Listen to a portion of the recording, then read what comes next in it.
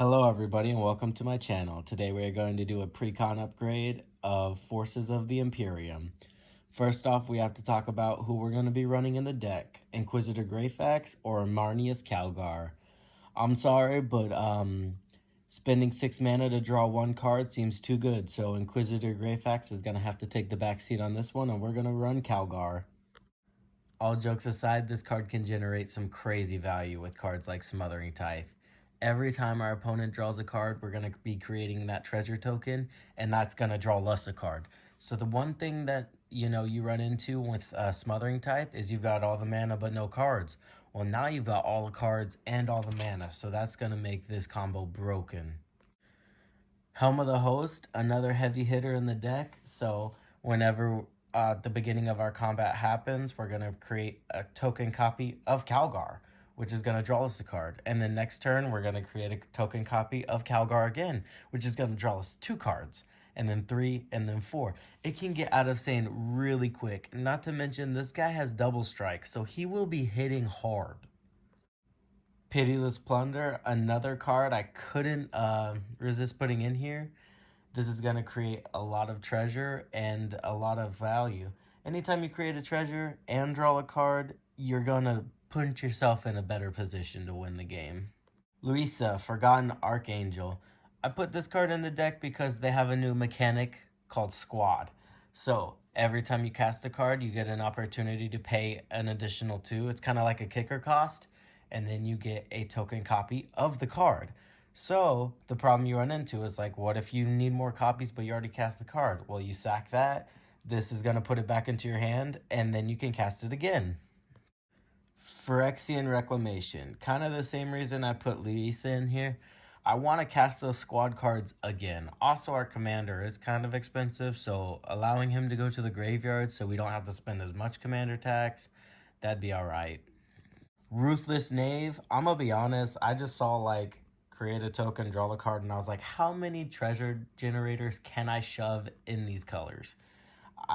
I think treasures are broken and they keep giving us treasure cards, so I'm going to keep putting them in decks. I did go ahead and get rid of some of the like not as efficient mana rocks, and I put in the signets. They're very cheap, they're very efficient for what they are. Nowadays, if you're tapping 3 mana to generate ramp, you want to be ramping on turn 2. So you're already behind if you built a deck and you have 3 mana rocks. Marionette Master. This card can win us the game. We're going to be creating a lot of clue tokens, a lot of treasure tokens, a lot of tokens in general. So whenever we sacrifice those tokens, we're going to be dealing damage to our opponent. It's going to be really good. Eloise is going to be really efficient in this deck. Not only is she going to give us more clues, but she's going to let us surveil when we sacrifice them, giving us farther card advantage, letting us dig through our deck.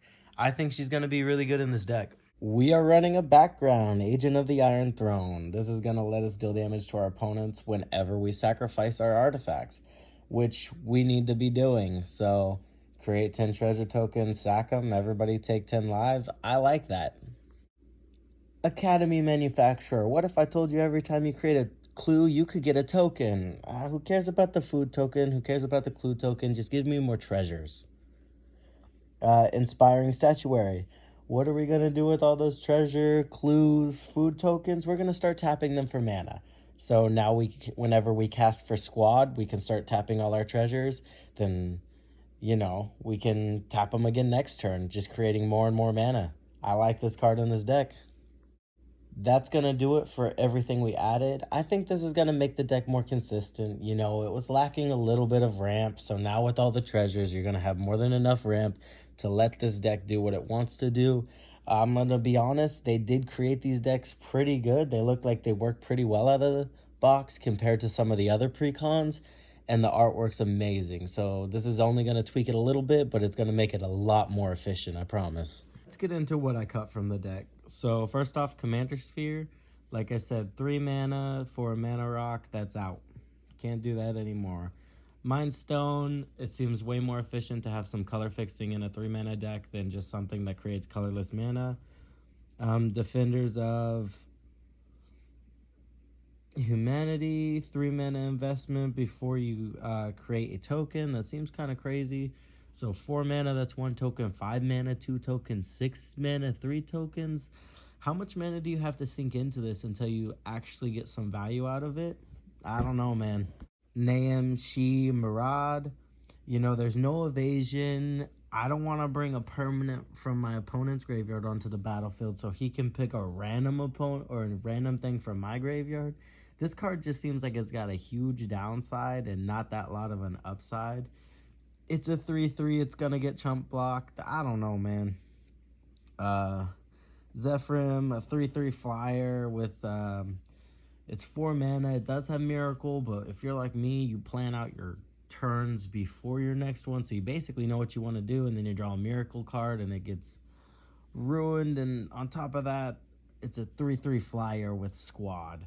So how many 3/3 flyers is like game winning? You know, I don't think this card's that great. Grey Knight Paragon. What if I told you you could leave open 5 mana to cast a 4/4 that kills an attacking creature? You know, what if you save all that mana and then they don't attack with that creature?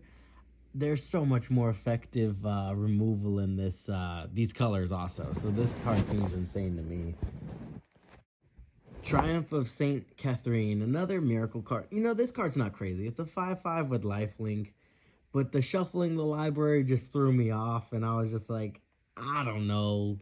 I took that out. Deny the Witch, again, leaving a ton of mana open for a counter spell like this, even though it does take life from our opponent.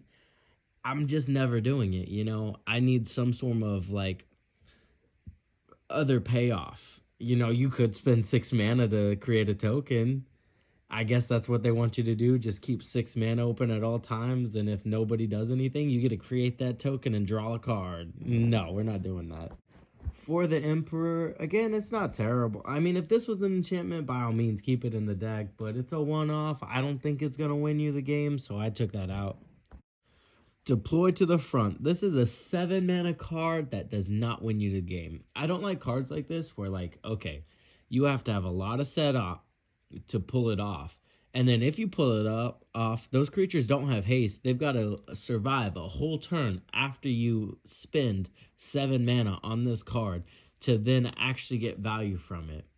This card's a trap, and I don't think it'll see very much play.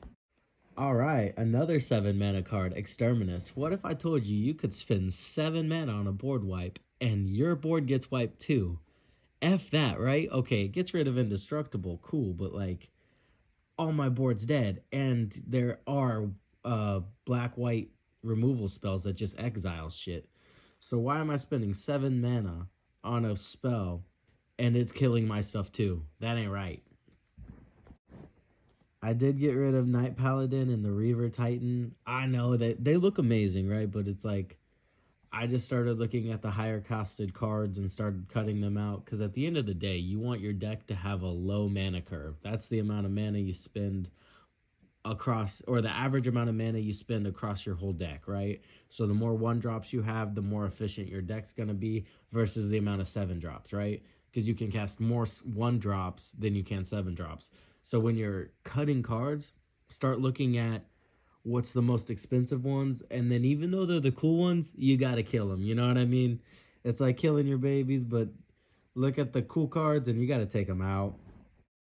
And then Primaris Chaplain. It's like, it's not a terrible card, but it requires a board state, and it's not gonna be that crazy, and the cards that we added are gonna be more effective for the deck. And with that said, that's all the cuts. I hope you enjoyed the video. Let me know if you think that I should have left some of those in, or you have other suggestions for what people can add. Thank you for watching, and I hope you enjoyed.